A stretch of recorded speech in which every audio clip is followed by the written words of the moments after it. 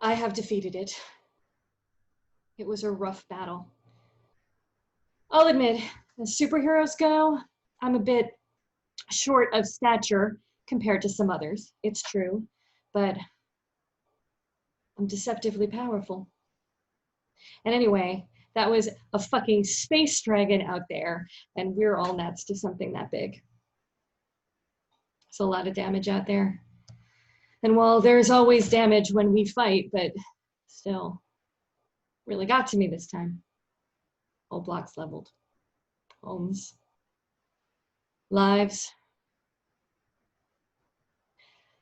I found this camera in the rubble and I took it, and I don't know what I'm doing. I just want there to be a record, you know?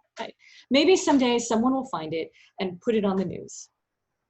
This date should be remembered. August 16th, 1974. Something big and bad got defeated by something new and brilliant being born. You should all gasp now. I mean, secret identity revealed and all that, but whatever, by the time anybody sees this, I'll be long gone and only this pot will remain. Something, I don't know, a symbol, maybe, or maybe something more, something practical. Do I look the way you expected? No, right? I look like every Irish woman you ever met, or am I Jewish?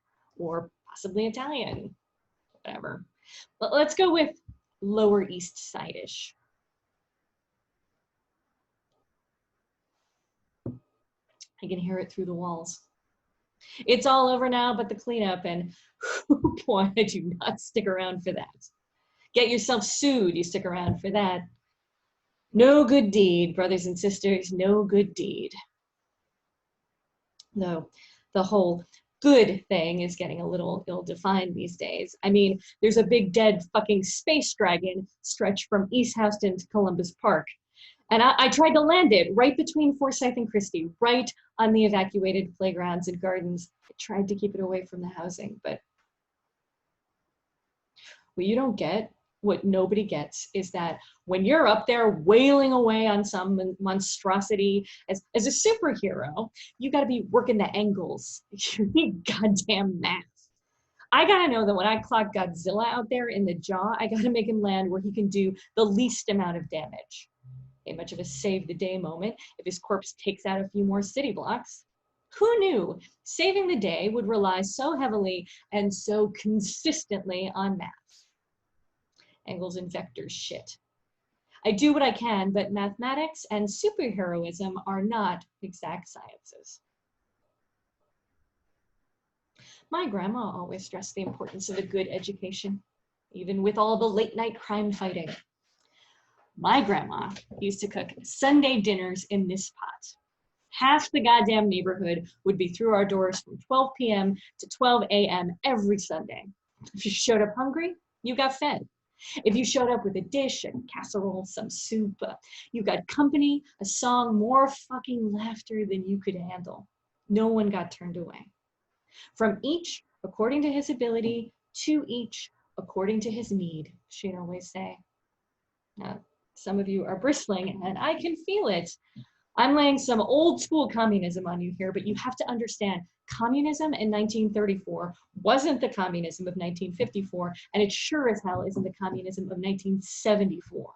I'm talking about socialism as a pure ideal, not the fucking wreck it's become.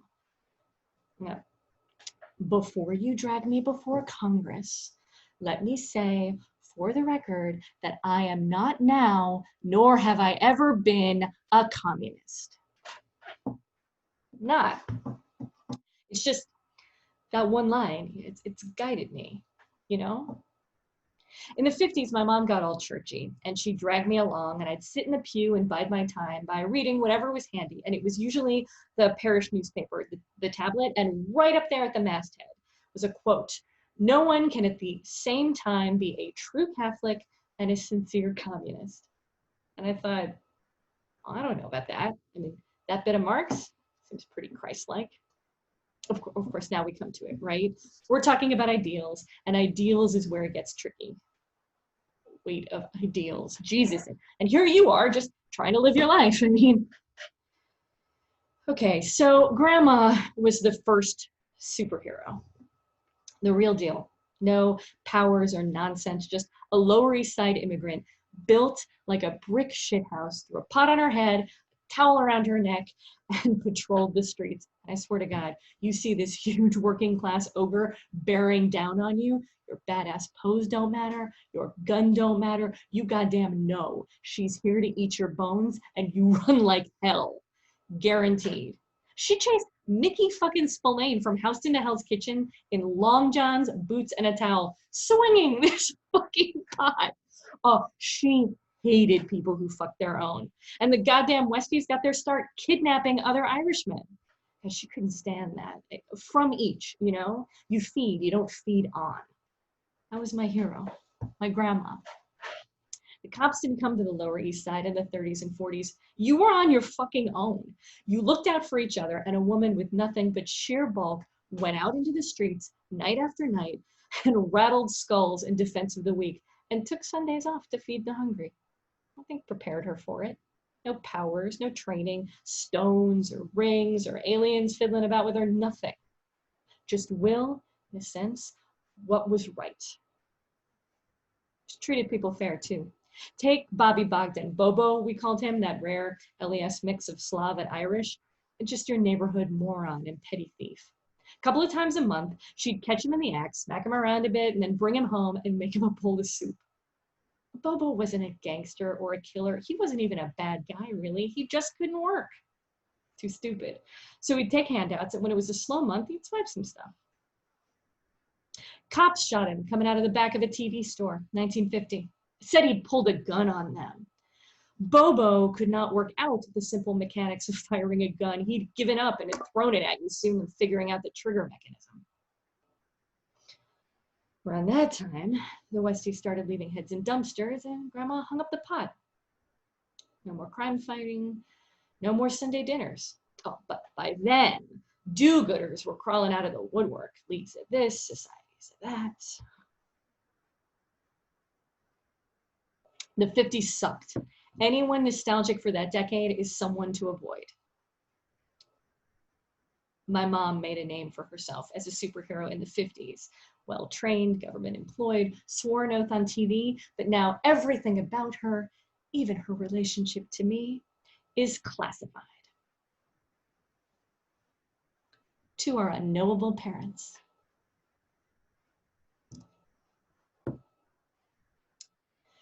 So I had Grandma's heart, but I was in Mom's shadow, and so I spent the 60s in the neighborhood organizing soup kitchens and stuff.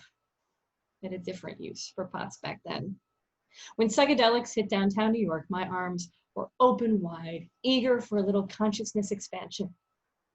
Fuck eager, I was primed for it, born for it, because let's face it, when your grandma's a thrift store superwoman, you grow up knowing the world is not as advertised, and you know that if you look for weird shit will find you. Here's what you need to understand. The 30s through the 40s were all about ordinary people doing extraordinary things. The 50s through the 60s were about extraordinary people doing cop things. They were brightly colored, fully sanctioned weapons of the status quo, throttling bank robbers and radicals, truth, justice, and the American way. As if one country's ideology can claim sole ownership of a spot on a list that contains those first two concepts. But I digress. The 70s.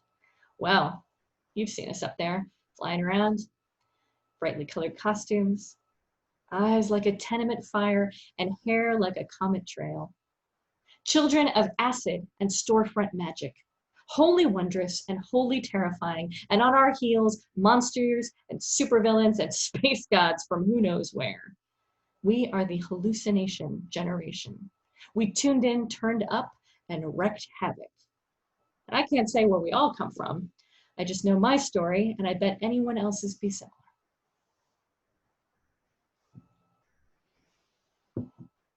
Like I said, I grew up avoiding the whole thing. Then one night, about 4 years ago, I get up middle of the night to take a piss, and there I am, sitting on the toilet, head in my hands, barely awake, and there's motion at the corner of my eye, and I'm awake. I wake the fuck right up. Like you do when things dart around in the night. It was the shower curtain, it rippled and it kind of exhaled, I guess, and I could smell ozone. Against all fucking logic, I pulled it back. There's a hole in everything, you know? And this particular hole tumbled from the stall and filled the room with emptiness at first, and then with stars, and my eyes adjusted a bit, and I could see it was the size of an airplane hangar, and all this emptiness contained in angles and bones and roofed by this structure that looked like the ribs of some great animal. And I felt a three-fingered hand on my back, and I turned, and you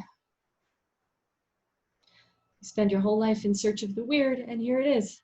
You take drugs in order to feel like you've been abducted by aliens. You chase that, and here's where you end up, on a ship with a creature telling you about destiny and power and about how much this will fucking hurt.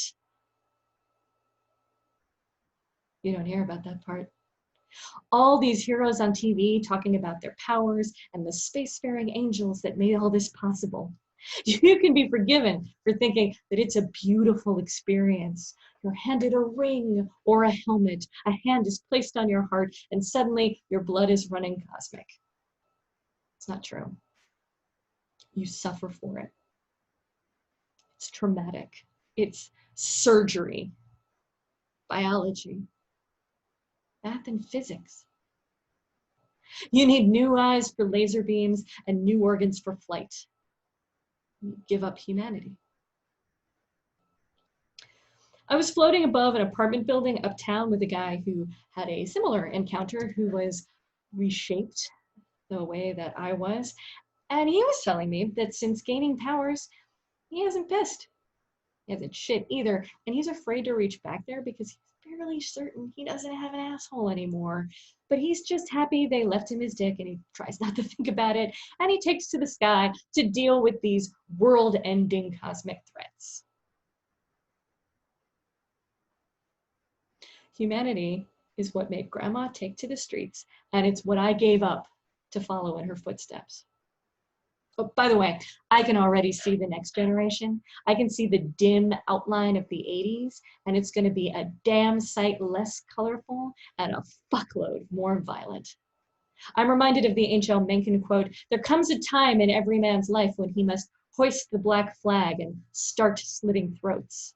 And we are coming up on that time when superheroics will be brought down from the sky to the street, but what the next generation won't understand, and it's why I'm sitting in front of you with a pot on my head and a towel around my neck, is not about the sky or the streets. It's about the neighborhoods.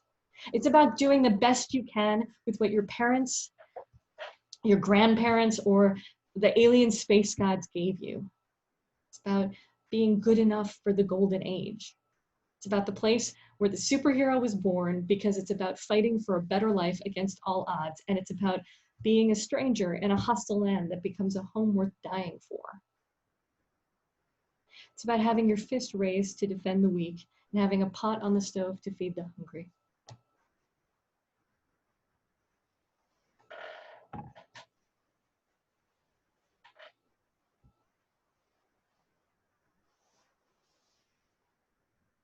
It's about not hiding from the damage you've caused, good intentions or no.